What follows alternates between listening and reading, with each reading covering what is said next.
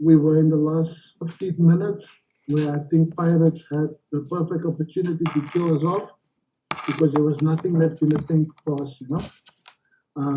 Congestion of the schedule, I know all the teams are having the same problem, but yeah, it seems like it's a massive problem for us because towards the end, we almost had nothing left and kept turning the ball over and allowing Pirates, inviting them to score the winner, you know. So I would say I would be a bit more happier with getting a point instead of getting nothing. But throughout the game, I think we behaved in the right way, in the correct way. We played accordingly to, you know, what we planned, what we tactically set out the team to play.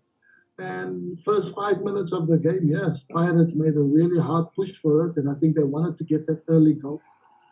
And once we got settled, and then we had a brilliant opportunity with Ntembu Shaka.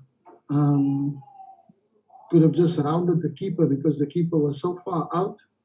And yeah, he decided to lock the keeper and then made the safe intervention save there. And then I think the goal from Pirates was a little bit of a soft goal, to be honest, because first and foremost, it was a free kick that was supposed to be awarded to us because the guy never had a single, not a toe on the ball, and he took Andre out completely, and the referee allowed play on. Whether it's in the halfway line or I don't care where on the pitch was it, it's a free kick, you know, because they kept getting it. And when you don't get that, and then from one pass into Makaringa, and then he plays the ball into Hoto, and then they score from a situation where it would have been a free kick for us, and then the danger would have been gone, you know. So we go 1-0 down, and we really felt like we were outdone by there. But you know, the character and the strength and the resilience of the team, they pushed hard and they pushed Pirates, and rightfully so. We got ourselves back in the game with a fantastically worked goal. Chepang, the young boy, you know, gave him an opportunity, and you could still see the nerves there, but the finish was so well taken, and then we go 1-1 up. And then you think, okay, game on now because we've got Pirates on the back foot. And then second half, it was they go with us, we go with them, they go with us, we go with them. And it was good entertainment for the neutrals. And again, crucial moment in the game. Chepang breaking down the left wing, cut a fantastic ball back for Andre de Jong. I think misjudging his finish, and then the ball fell so kindly for Ntembu, and I thought to myself, like, wow, it was more difficult to miss than to score, you know, but because the way our luck is there at the moment, and only us, like we do best, and we don't score, and it was more difficult to miss. And then we don't take that opportunity, and that was a golden opportunity, you know. So I felt like that opportunity gone, and then Pirates got the wind in their sails, and then they came at us, and they made a really good game of it. We still tried to push, made some changes, positive changes, because of course I didn't want it to settle for the draw. So my changes that I made was also positive. A lot of attacking players, and you know, but unfortunately, we just couldn't get that last one in that we so desperately wanted. And then you go, okay, if it's almost that time, then rather let's shut up shop. And if we're not going to score, we're definitely not allowing them to score. So we share the spoils, and that's my assessment of what happened during the game. So I don't know, maybe you guys have you've seen things that maybe I missed, so I don't know. But I think at the end of the day, you have to be grateful for getting a point against the Orlando Pirates team with the quality and the investment that they've got in their team compared to us. So yeah, very happy that I was able to have two young players under MDC team players in the team, and they didn't look far from it. They did exceptionally well. They did really well, and we take the point and we move on. So hopefully in our next two games, upcoming games, which is always very difficult, but you would hopefully think maybe there we'll turn things around and we'll be able to get the victory that we so necessary want.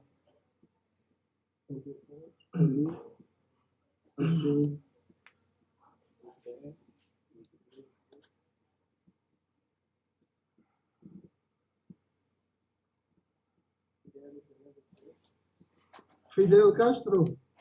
Hi, Coach Benny. Thank you. Evening, guys. Coach, I believe this is your 10th draw. I think it's must be frustrating for you. Like, honestly speaking, from your side, do you think sometimes you'd rather lose a match so that the change in attitude, to try and win back, to try and go back to winning ways from losing? Because now it's like a streak of draws. Thank you. I hear what you say, Fidel. I hear what you say, and it's a good and a fair and honest question. But I think no coach would want to see any losses on his record. I think there's still hope that when you draw games, that you don't need to change too much. You only need a little bit of a push harder and a little bit of a lady luck to turn into your favor, and then you can turn those draws into wins. So I would say I would rather orange or white dots under my record as a coach than red dots, which means that a loss is a loss, and no matter how you explain it, people still say, "Did you win the game? Did you draw the game?" No, you lost it, so that's a loss on your record. So I think, in that sense, I would have to then be happy with getting the point, than getting a whole lot of losses, because when there's red dots and losses on your record, and then I think that is reason for concern. And then you're going to have some serious talks with the owner. So, yeah, we don't want that, but we know we're super close to turning those 1 points into 3 points, So we've got next two important matches coming up, and hopefully we can make a turnaround there.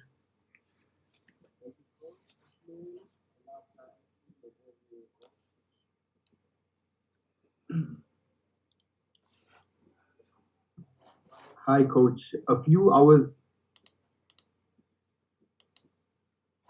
Hi there, Ashram.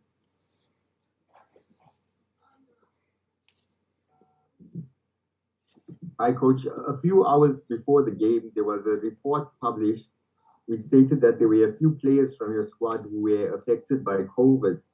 Can you give an update on the situation within the squad? And in light of the current situation around the country, do you think that it's safe for players to carry on playing?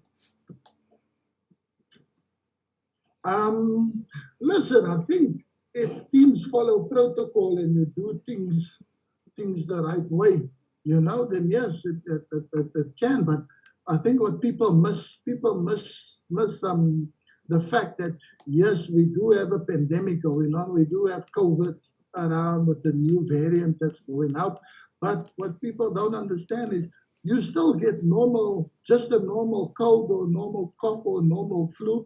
That's absolutely nothing to do with COVID, So yes, we did have a few players that wasn't feeling very well, and we did the necessary COVID test, and it all came back negative. But obviously you don't want to play with players' health, because even though they were tested negative, but they were still feeling under the weather. So yes, so you have to excuse the players from trainings and that, because maybe just that, if it affects other players, and then you have more players not available for the team, So and yeah, unfortunately for us, because the schedule is so congested and the games are coming thick and fast, so you have maybe players that's not feeling so well 1 or 2 days, and then they miss those 2 days, and then you miss a game. So yes, so we did have a number of players out with normal illness, but we did the proper protocols and the COVID testings and the PCR tests,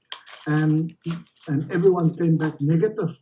but the players were still not feeling the best, the greatest. So so we had to excuse them, and we didn't have them available for some of the games, So we do have we had a lot of players missing through injuries and obviously not COVID positive, but just normal cold and normal feverish, and we couldn't count with them, and that's the situation why, I have so many so many players unavailable due to that, and also the fact of Mahaula, where he was suspended after picking up 4 yellow cards. So we missed important players, due to that. But if the protocols are followed with all the teams, and I don't see the necessary need why matches should be cancelled, and there should be any slightly concern, because we are professional, and every team is trying their best, to keep their players fit and healthy, and safe from getting any COVID, so that we can enjoy every third day. We can enjoy some good football, and then the Kaizer Chiefs is just an unfortunate case where it happened, where the pandemic spread throughout the whole team. So so I think that's rightfully so. You can't ask them to go and put out MDC team or not enough players out to go and perform at the level which is quite unfair. So I hope that the right thing gets done there, and Kaizer Chiefs don't get punished for something that's happening in the world, and we have to show compassion, because at the end of the day, the people's safety and the players are far more important than a football match.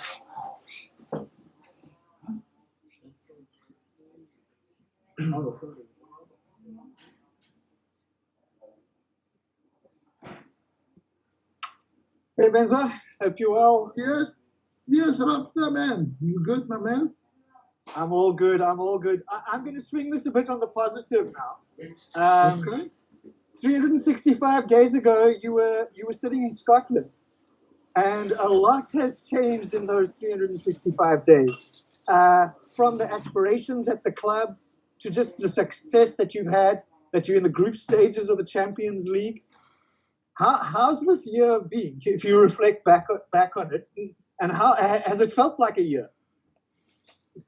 Yes, now come to think about it, because we're in December, and this was about the time where I joined the club, and they were in the mess that they were.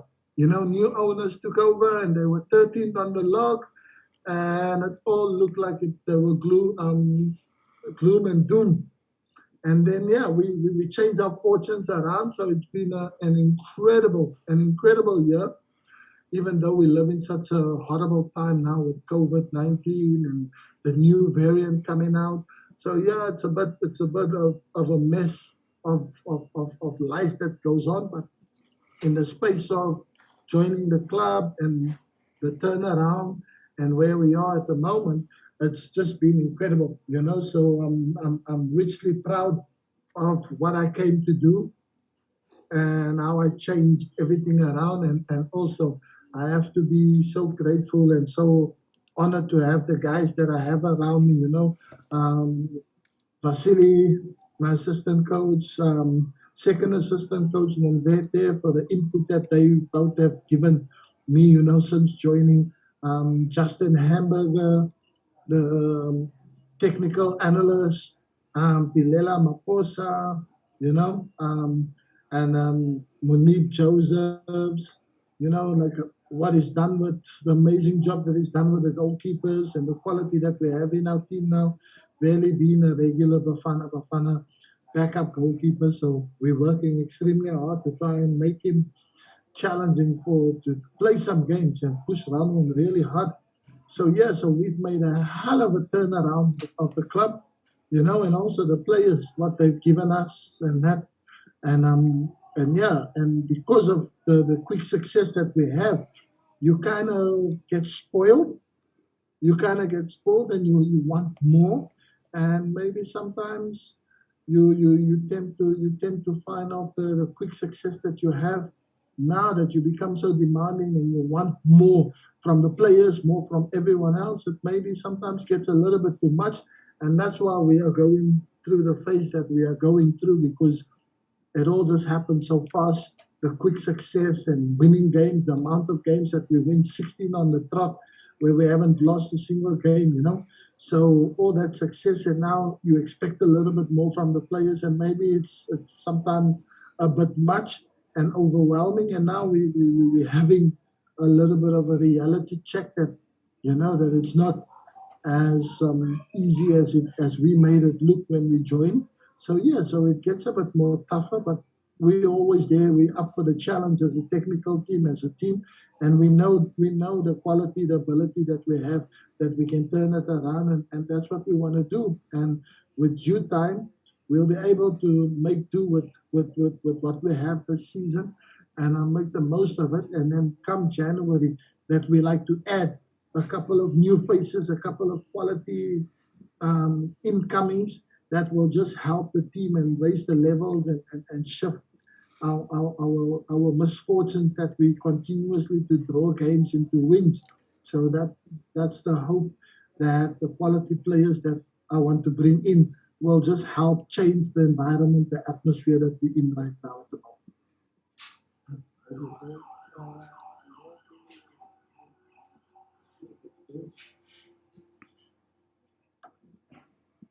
Ramandu.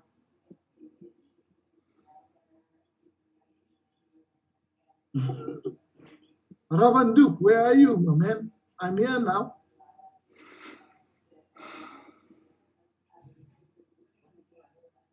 Oh, okay, yeah, finally, because I was struggling to unmute myself. You're sleeping on the job, Baba. How? Coach Benny, what's gonna approach like, you know, against Chippa, 2 games back to back?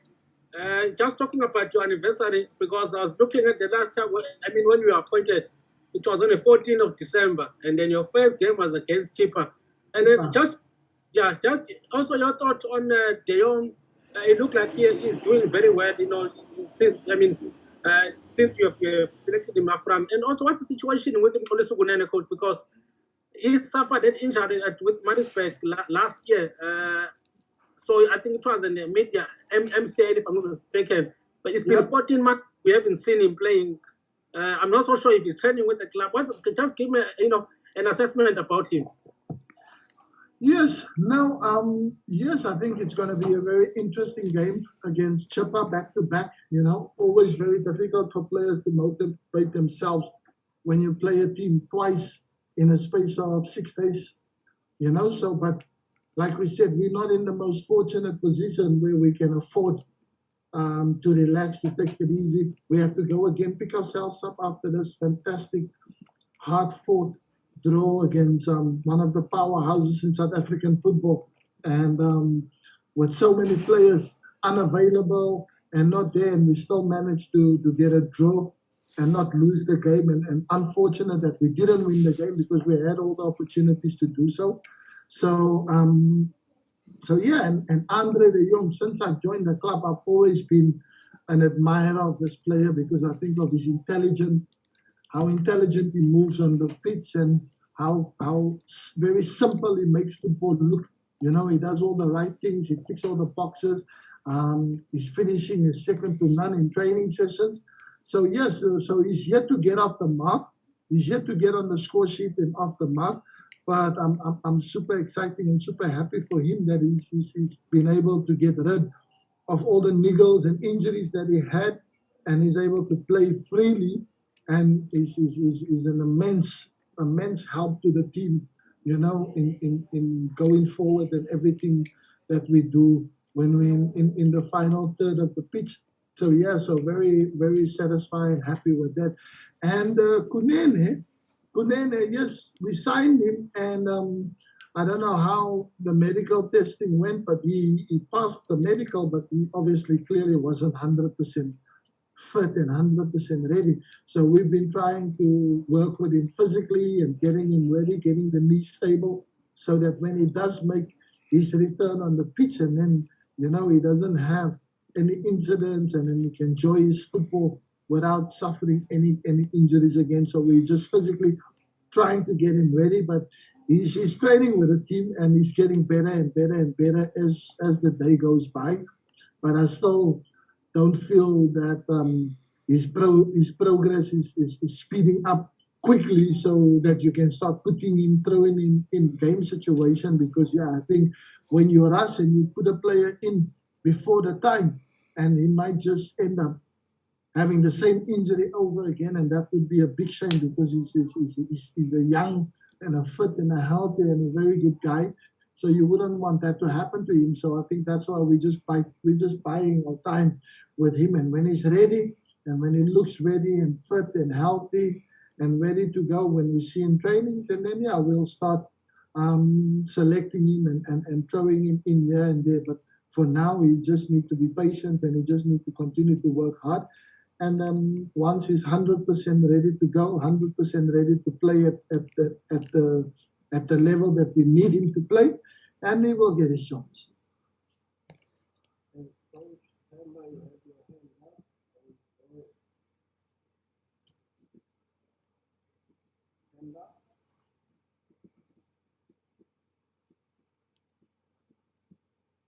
Yes.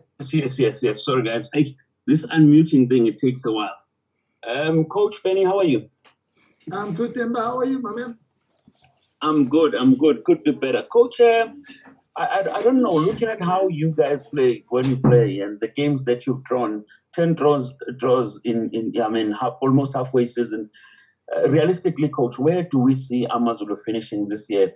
After you've rightfully said, you've answered one of my questions about De Jong, as well as the honeymoon phase, if I may put it that way, being over. What's the next step for you and the technical team, looking at where the team is, and realistically, where is AmaZulu expecting you to finish this season? Obviously, it's going to be extremely difficult for us to emulate what we did last season, coming in at the back of the first half of the season, and then having a flyer that we had, and then finishing second in the league. So it's going to be very, very, very difficult and hard for us to do exactly that, because you see every team has strengthened and has upped their game and has really made a challenge of the league now. So it's no more so easy. And our focus a little bit was shifting and trying to qualify for the Champions League group stages, which we did. And now we're slowly focusing on the league, and it's becoming really tough. But I think, if we can manage, we can keep ourselves in the hunt, because we're only 4 or 5 points off the second places now at the moment, But we need to convert into wins, and having back-to-back games against Chippa United, I won't say could come at a better time, because we've played the better teams, and it's going to be an exceptionally difficult game, because Chippa also wants to get themselves out of a bad situation and where they find themselves. So it's going to be a very interesting game. But I think if we can continue to play the way we have been playing against Stellenbosch, against Maritzburg, against Royal AM, and now against Pirates, so we got 4 draws on the trot against Chiefs. If we put in those performances where we were the complete dominant team, but we just couldn't get over the line, and if we put in those kind of performances, we might have better luck against Chippa, and if you get a win there, and then you all of a sudden you shift yourself into the mix with teams that's sitting pretty high up the league table. And then we just gotta hold it out until we get some new faces in, some quality players to add to the team, and then just give us a little bit of a different dimension. And that's what I'm hoping for. But I still think top four is a very realistic ask. I'm not sure if we can chase down the winners, the holders, the champions of the league so far, Sundowns, because maybe that is just they've pulled away from everyone else, and you have to have a hell of a run of 10 games where you don't lose a single game and you don't draw. Then maybe likely you can catch Sundowns, but that is very unlikely to happen. So I think number 2, number 3, number 4 those are the places that we're chasing for and that we're hungry to get, because we experience playing in CAF competition, and we think that's where you really test yourself, and we want to test ourselves against the best. So we want to get in the position where we can be next season, next year. We can be again in the mix for the CAF competition.